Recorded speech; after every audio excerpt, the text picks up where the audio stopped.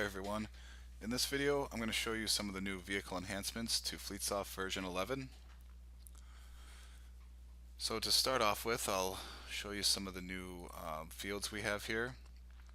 For example, the picture field, so you can have a visual of your vehicle. Just choose it and it saves it right in the database where everybody can see it from any other workstation.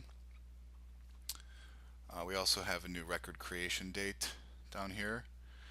We've included a drop-down field with the GL number field, so you can manage a predefined list of GL number fields to choose from here instead of just typing it in. We also increased the size of all the user-defined fields here to make them, give you a lot more space to type in.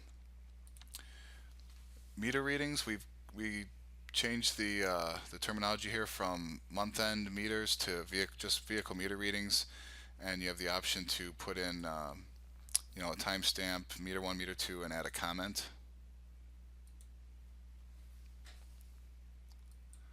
And you notice too, we can even have the ability to decode a VIN number. So this uses the NHTSA web service, so you'll need to be connected to the internet, but as long as you are, you can have a VIN number and it'll take that in the year. If you press decode,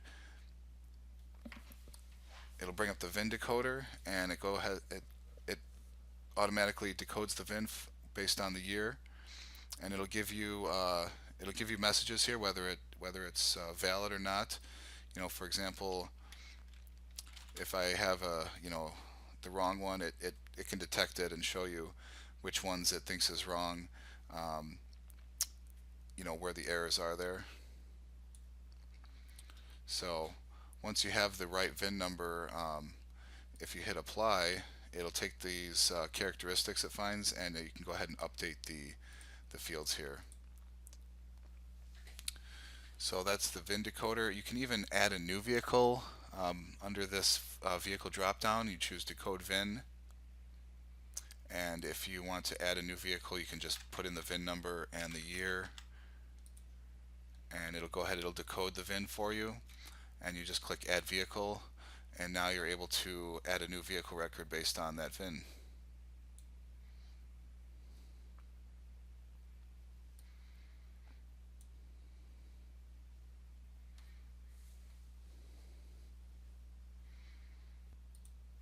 So those are some of the new enhancements to the vehicle records.